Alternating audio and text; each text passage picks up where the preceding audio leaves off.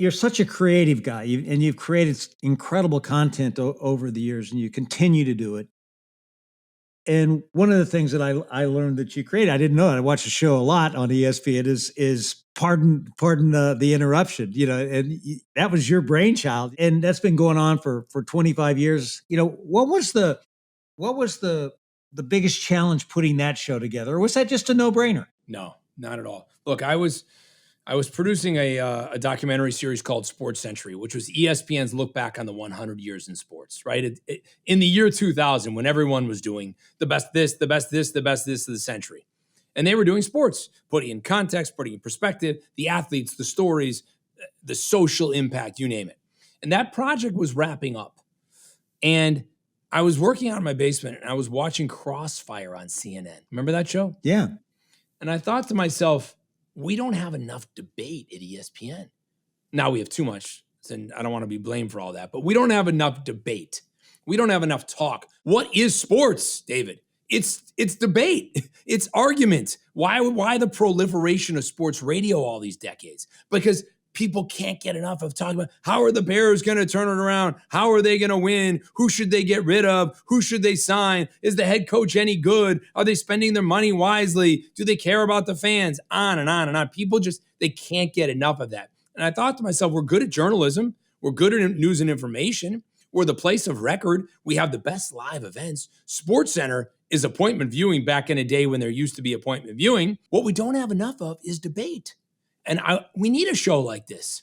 And so I put an eclectic group of people together from across the company and outside the company, sports fans, but outside the company. And I put them in a room and I said, here's the only two things I know. We're going to do a half-hour show.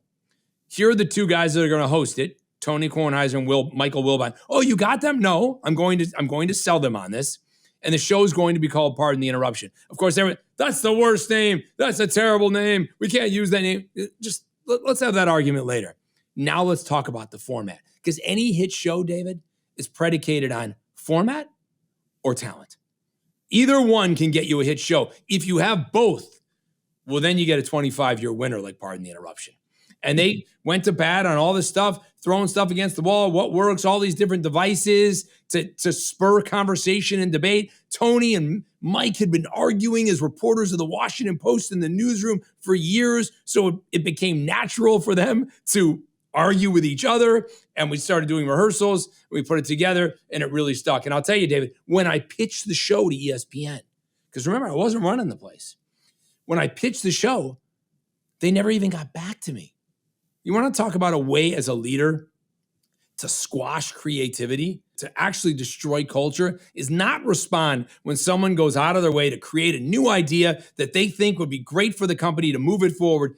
And just say no. Say we don't want to do it. No is the second best answer, as opposed to not getting back to somebody at all. And it sat out there forever. And finally, I chased down an executive. I turned this in 6 months ago. I've heard nothing about the show. Not one thing. Did you guys hate it?